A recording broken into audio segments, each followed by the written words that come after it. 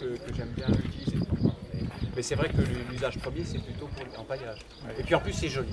Oui, C'est oui, blanc. oui, oui, oui. Je parle Vous parlez de quoi Eh ben voilà, on parle de quoi? Alors je vais aller chercher mon panier comme ça. On va commencer par ça, mais c'est pas le sujet en fait. Normalement, j'ai pas le droit de commencer par ça.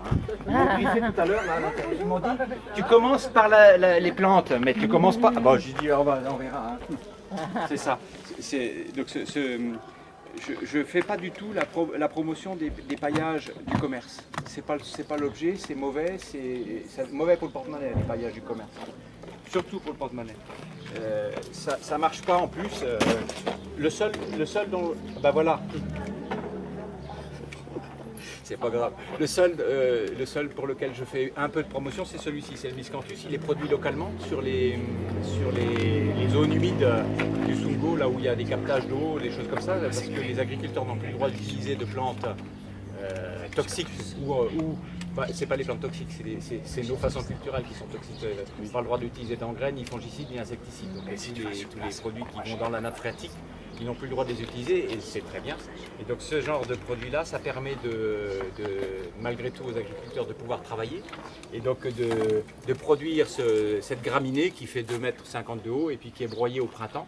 Et en paillage dans le jardin, c'est un des seuls dont je fais la promotion parce que je trouve qu'il a un sens.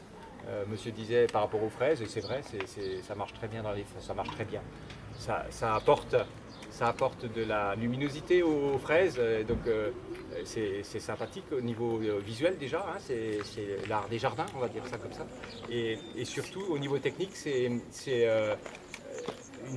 un des seuls paillages où les limaces ont du mal à aller. Parce que quand elles glissent dessus, ça les pique.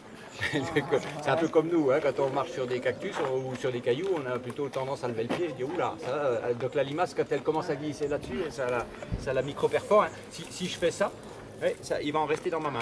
Donc, la limace, ça fait un peu pareil, comme en plus elle est baveuse. Hein, la limace, elle va rester un peu accrochée après ça. Et donc, c'est un des seuls paillages qui marche bien. On aurait de la paille broyée, ça ferait la même chose. Mais la difficulté, c'est de trouver de la paille broyée.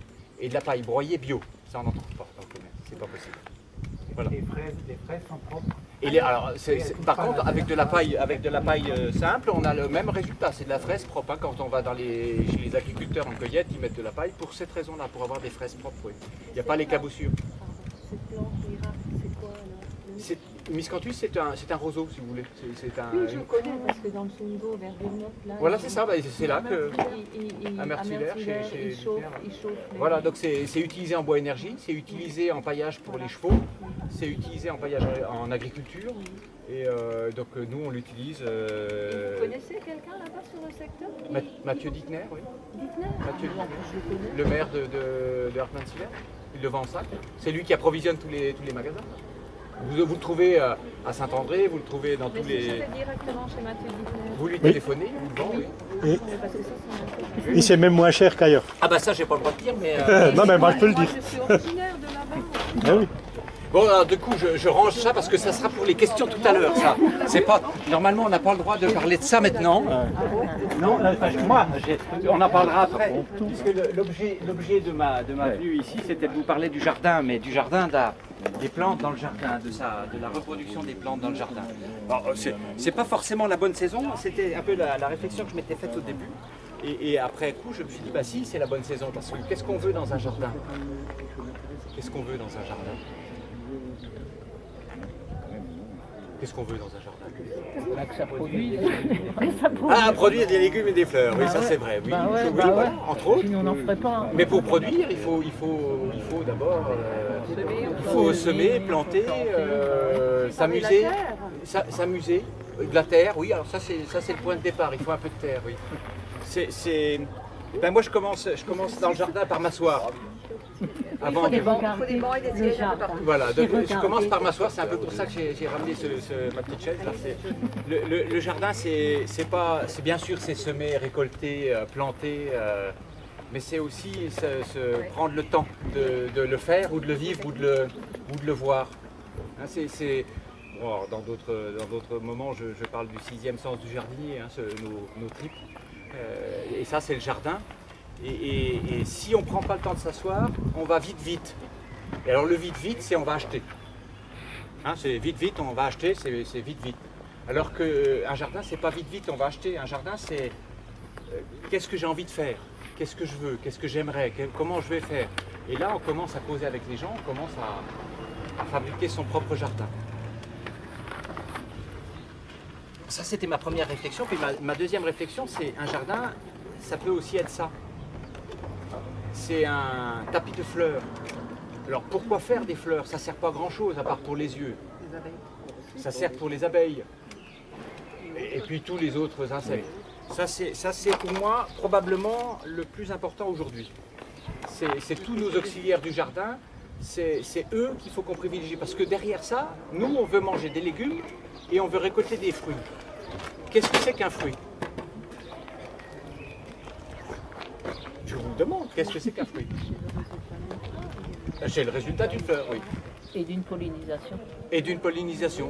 Alors on peut le dire comme ça, oui, c'est tout à fait vrai, mais alors moi je vais vous le dire sous une autre formulation, c'est un peu mon défaut, c'est mon dada peut-être.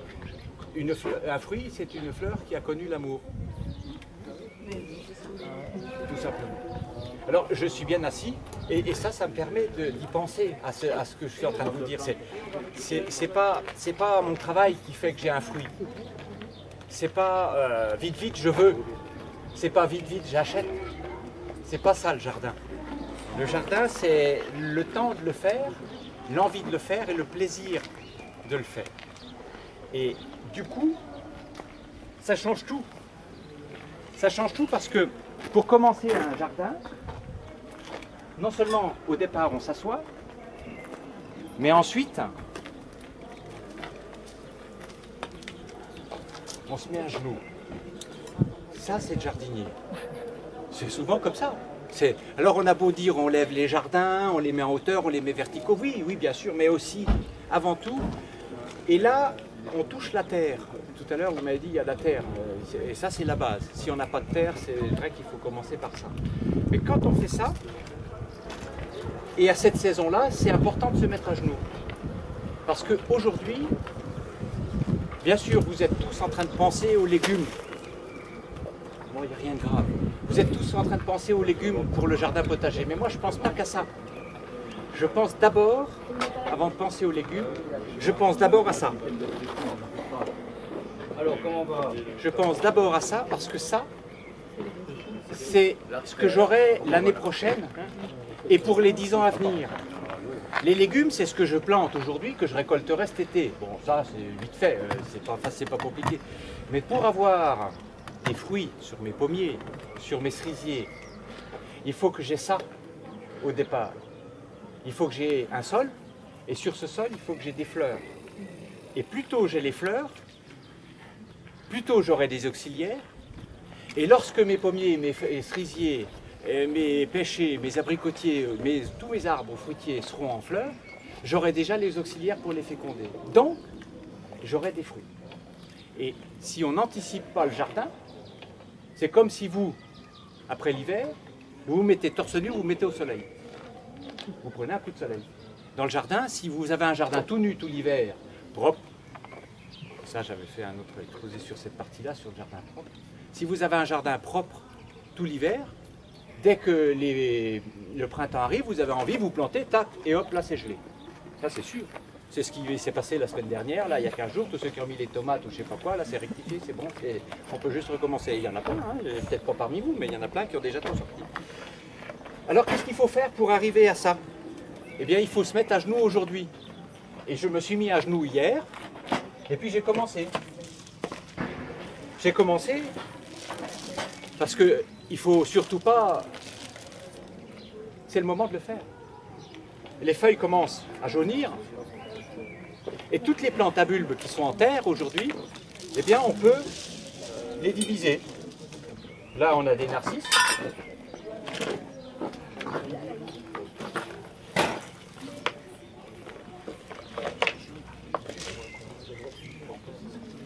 Là on a des perce-neige. Vous pourrez tout emmener après. Hein.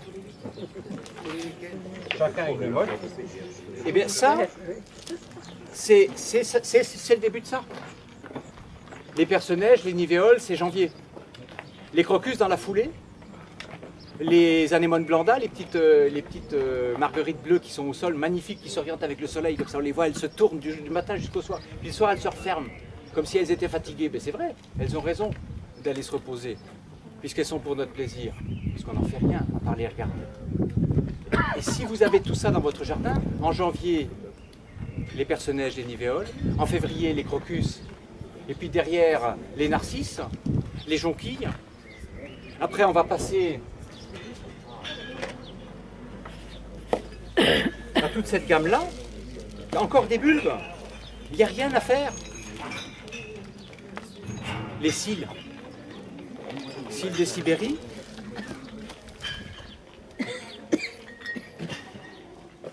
Car vous connaissez ça. La mauvaise herbe. Les muscaries. Et oui, mais de la mauvaise herbe nécessaire. C'est une magnifique fleur. Et là, vous avez déjà, rien que là, en vous baissant à quatre pattes actuellement, dans les jardins, dans les vôtres, ce que vous avez peut-être fait à l'intérieur, par le troc, apporter des bulbes. C'est facile, c'est pas cher, et puis ça se multiplie d'un jardin à l'autre. Et plus on aura ce genre de choses dans nos jardins, plus on aura des jardins fleuris, mais surtout on aura les auxiliaires. Et c'est pas fini. La semaine dernière, vous aviez celui-là. Alors là, on était sur des bulbes. Mais ça, vous avez plein dans votre jardin. Mais partagez-le. Comment peut-on acheter ça? Ça ne s'achète pas. Ça se partage. C'est le bonheur. Ils ont dit d'ailleurs. Alors ça, c'est des rhizomes. Il suffit de les prendre, de faire un trou avec ma petite pelle, toc, de les mettre à l'ombre, et puis on a un petit carré de muguet dans son jardin. C'est ça le jardin. Et qui plus est, en plus, en couvre-sol, parce que là où ils y sont, là où ils y sont, mais quel plaisir, quel plaisir. Vous voyez, je ne suis pas encore dans le potager. Je suis dans le jardin un peu sauvage, dans le jardin de la tondeuse. Vous savez, celle qu'on fait péter le dimanche matin pour emmerder le voisin. Alors de grâce, ne la faites plus tourner. Cette tondeuse, c'est le contraire de ça. Plus vous allez tondre, moins vous aurez ces plantes-là. Parce que plus vous allez tondre, plus vous allez couper ce qui est la multiplication de cette plante-là. La plante a besoin de ses feuilles pour nourrir son bulbe. Si vous tondez, vous enlevez les feuilles, donc vos bulbes vont disparaître tout doucement. Si vous tondez, vous enlevez également les fruits. Et certaines plantes se multiplient que par le fruit. Certaines se multiplient par les bulbes et par le fruit, et d'autres seulement par le bulbe. Mais c'est pas la peine de tout savoir. Il faut juste oublier les machines. Si vous oubliez la machine, vous êtes dans le juste. Et la preuve en est, c'est que j'ai trouvé, par chance, sur un jardin que j'entretiens, une plante qui vient de réapparaître, celle-ci. J'en ai au jardin aussi. Ah, j'en ai. Mais tout plein. Tout plein. Parce que vous ne tondez pas alors. Il ne faut pas tondre. Pour l'avoir, au bout de 4 ans sans tondre, dans un jardin que j'entretiens, je ne fais plus que des chemins dans le gazon. Donc il y a des zones tondues et des zones non tondues. Je fais des circulations plutôt que de tout tondre. Et à partir d'un certain temps, d'attente, de patience, c'est pour ça qu'il faut mettre des bancs. Parce que du coup, si vous ne tondez pas, vous avez le temps de vous asseoir, de prendre un bouquin, d'écouter les oiseaux, de chanter ou de siffler, je ne sais pas, faites-le. Et c'est là que les choses vont réapparaître dans le jardin. Pas un truc homogène, vert, mais quelque chose qui va être riche et varié. Et là, du coup, cette plante-là, qui est là aussi,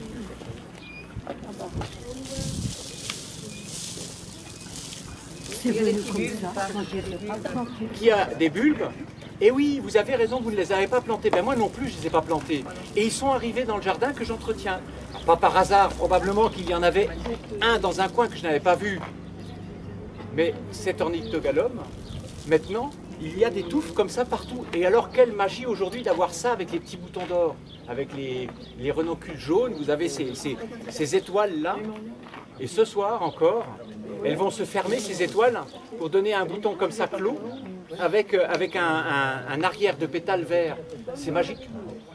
Même un peintre ne saurait pas le faire. Ou plutôt, il va le copier. Et naturellement, dans le jardin, ça existe. Autant de choses qu'on peut largement conserver dans son jardin. Et puis, si vous avez oublié la tondeuse, vous avez celle-là aussi qui apparaît dans le jardin. Celle que vous avez chippée au cimetière. Parce qu'au cimetière, il y en a plein des plantes. Si vous voulez chercher des plantes gratos, vous allez au cimetière. C'est vrai. C'est un lieu dans lequel de temps en temps je vais. Non pas pour faire voleur de cimetière, non, non. Pour récupérer des plantes. C'est une prime verte tout simplement, hein, qui est sortie quand j'ai arraché cette touffe d'ornithogalope. Bref, vous voyez comme quoi, de rien on fait beaucoup. Là, j'ai déjà cité 1, 2, 3, 4, 5, 6, 7, 8, 9, 10 plantes. Alors que, et ces plantes-là, vous les avez tous. Ou si vous ne les avez pas, toquez chez le voisin. Cécile, donc 4 ans, vous dites, se sent honte pour avoir des fleurs. Moi j'ai constaté cette année que j'en avais vraiment beaucoup. Alors ça a commencé à s'apparaître l'an dernier. Ce jardin-là, je le pilote depuis 2011. On est en 2016, voilà, alors je dis 4 ans sans tonte ou avec des tontes raisonnées, c'est-à-dire que je ne fais plus que des passages dedans. Et les enfants qui habitent ce jardin-là jouent comme avant, sans problème. Parce on peut jouer au ballon même dans les ornithogalomes, ça pose pas de problème, on va marcher dessus. La plante elle va pas nous agresser pour autant. Qu'on lui marche dessus, ça lui convient tout à fait. C'est comme si un chevreuil venait passer ou brouter ou se promener. Jouer au ballon dans un jardin, c'est naturel. La tondeuse ne l'est pas naturelle. Et à partir de ce moment-là, même si je marche sur celle-ci, l'autre à côté va être sauvé. De toute façon, le bulbe va pouvoir être alimenté par la feuille. Et c'est ainsi que le jardin va s'enrichir. Alors, il y a d'autres plantes comme ça qui vont pouvoir rentrer dans le jardin. Je regarde juste si j'en ai pas oublié en cours de route. Hein. Celle-ci, par exemple, qui pousse en sauvage. Vous la connaissez aussi. Actuellement, les sous-bois sont tout blancs. L'ail de l'eau. J'aime beaucoup, oui. Oui, l'ail des ours, voilà. Alors celle-ci, bon, les gens ne la connaissent plus. Alors qu'autrefois, on la mangeait communément dans tous les repas. On la conservait, on la transformait, on fait les pestos, Bref, une plante magique. Eh bien, celle-là, c'est pareil, c'est un bulbe.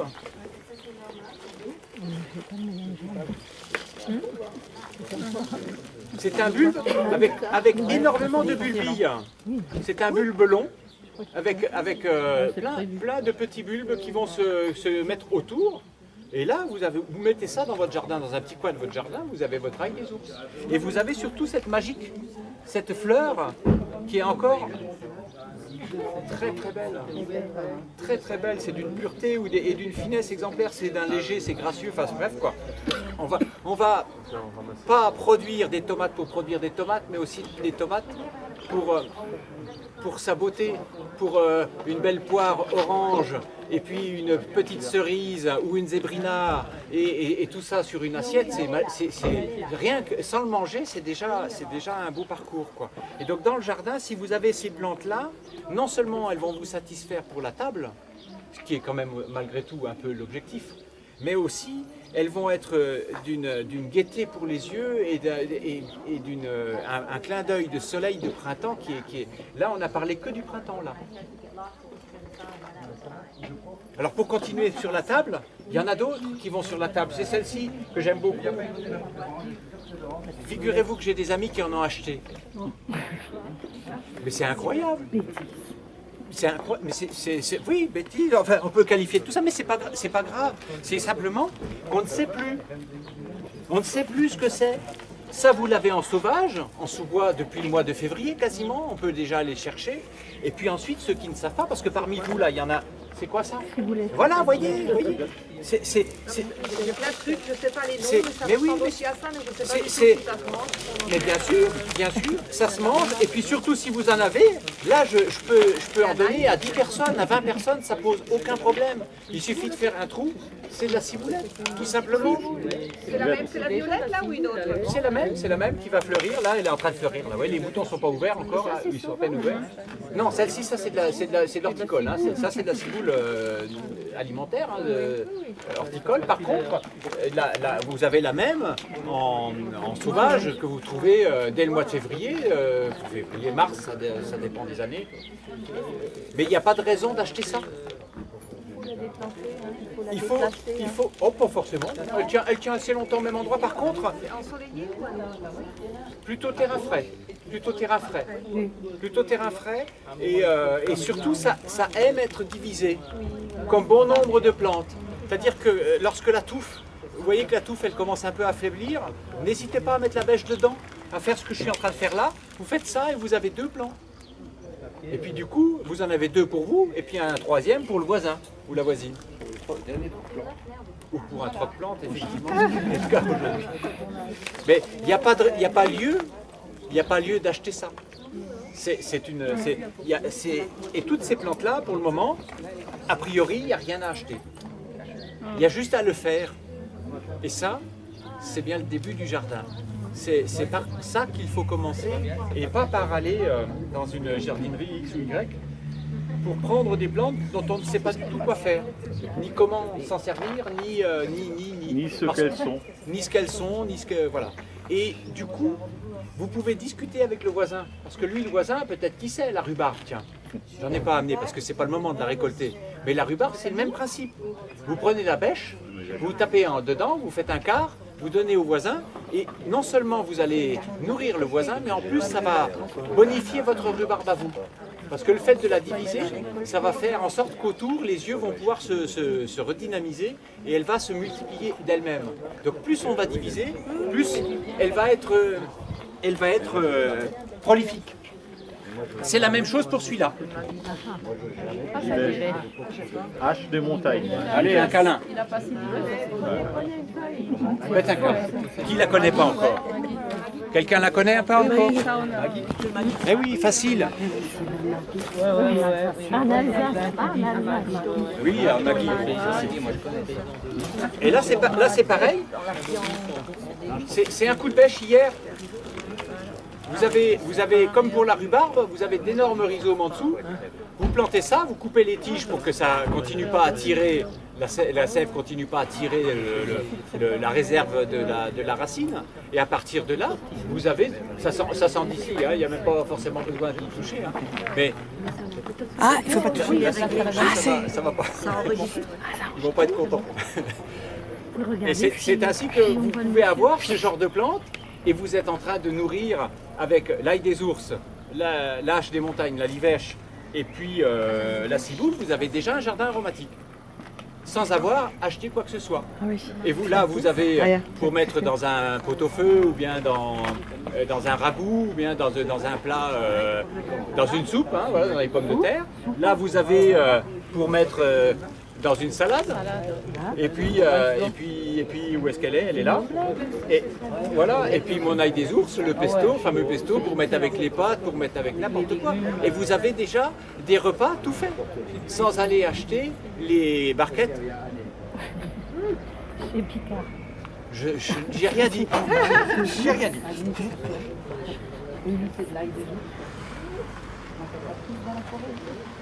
Alors l'ail des ours, vous en trouvez partout dans les forêts ici. Hein. Partout, partout. Il y en a ici aussi dans la forêt. Attention, il faut se baisser. Comment il commence à être un peu... Non, mais on n'habite pas là, c'est pour ça qu'on... Vous avez des jambes. Dans votre petit sac à dos, vous mettez ça pour pas massacrer la forêt. Je dis pas de piller. Je dis simplement de prélever pour en faire une petite touffe dans son jardin. Et c'est là qu'on peut facilement, en étant raisonnable, avec ça plus un petit sécateur, on arrive à faire son propre jardin. À moindre coût. Et surtout, c'est vous qui allez le faire. Parce que quand on le fait, et ça d'expérience, c'est ainsi que ça se passe, c'est quand on le fait soi-même, les plantes, on les met au bon endroit. Tout à l'heure, j'avais une discussion, et la dame va se reconnaître, j'avais une discussion sur une plante. Celle-ci.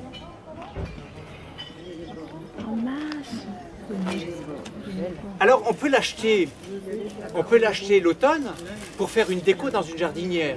On va dans une jardinerie, on l'achète parce qu'il en existe de celles-ci de toutes les couleurs, des hautes et des basses. C'est un peu comme la prime vert. On se fait plaisir au mois de février, au mois de janvier avec une petite coupe de prime vert et puis quelques narcisses à l'intérieur. De grâce, ne mettez pas ça à la poubelle. Et oui, il faut le mettre au jardin. C'est pour ça que je dis moi d'aller au cimetière. C'est qu'il faut là-bas on met tout à la poubelle. Mais c'est dommage. Eh bien, quand on achète des plantes comme ça, qui ne sont pas prévues pour être des plantes annuelles, que l'on achète, que l'on plante et que l'on jette au bout. Ça, c'est des plantes vivaces.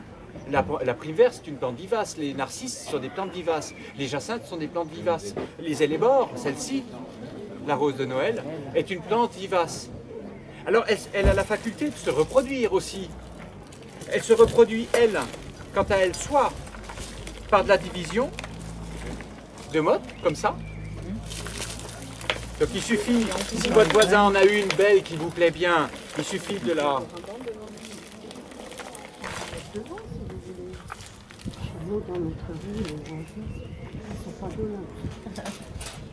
Il suffit de la prendre. Alors si on n'arrive pas à la déchirer comme ça, des fois je fais ça, un petit coup de sécateur dedans pour pouvoir la diviser. Et là, vous partagez avec votre voisin et vous avez des plants. Alors ce qu'il faudra faire, c'est avant de la planter, c'est couper les inflorescences. C'est pas grave. Ne pleurez pas, je vais vous les offrir. J'ai vu que je vous avais fait mal sur ce coup. Ça fait mal. Surtout que cette plante-là, elle a la faculté de se reproduire de deux manières. Soit par division de mottes, soit par la graine. Ce qui veut dire que si vous enlevez les graines, eh bien vous n'aurez pas la multiplication dans votre massif. Vous n'aurez pas toutes les graines qui vont se disperser dans le massif, ce que je viens de faire là. Mais j'ai fait parce que j'ai fait de la division de mottes d'abord. Donc si je laisse ma plante dans le jardin avec ses fleurs, eh bien les graines qui sont là en train de se former vont éclater et puis elles vont se disperser tout autour et du coup vous allez en avoir des petits plants un peu partout. Et donc d'ici 2 ans ou 3 ans, vous pourrez avec votre petite pelle les sortir et puis les amener à un troc ou bien les distribuer à vos voisins. Donc ça c'est des plantes. Et cette dame qui avait acheté ça, elle me dit mais comment je fais parce que je les ai mis dans une jardinière. Ben, je dis mais c'est pas compliqué, il suffit de les sortir de la jardinière et de les mettre dans le jardin. C'est tout. Et les plantes elles ne demandent rien de plus. C'est un achat coup de cœur pour une décoration d'automne et puis du coup elle va nourrir un massif fleuri d'hiver ou d'automne, d'hiver ou de printemps pardon, dans le jardin et donc là on commence à mettre des vivaces fleuries qui ne se mangent pas mais qui apportent de la couleur, de la gaieté dans le jardin. Et là, c'est pareil, hein, rose de Noël, c'est sympa, quoi.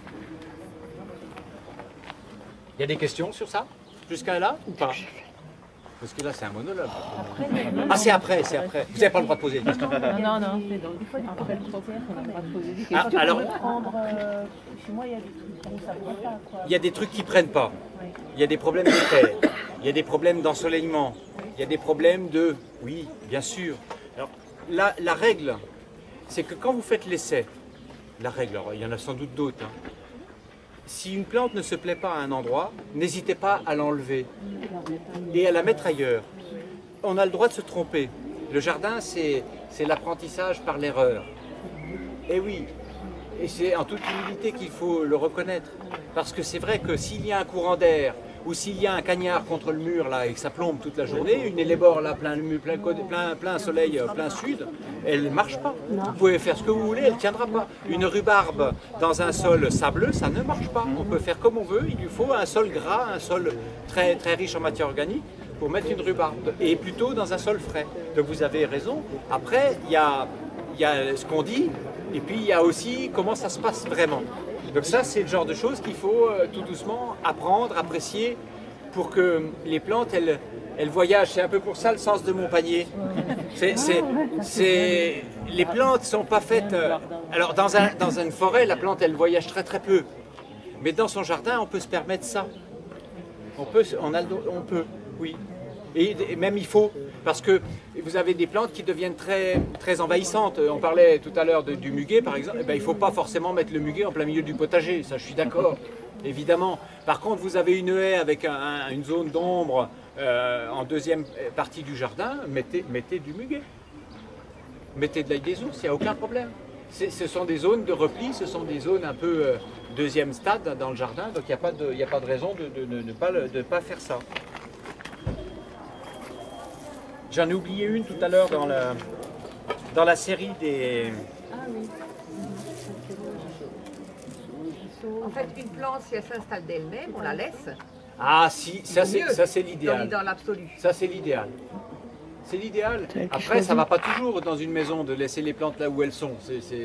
Des fois, c'est un peu notre façon de vivre. Je veux dire, si une plante se met devant la porte et puis que je la veux pas devant la porte, eh ben on la déplace. Enfin, non. On déplace la porte.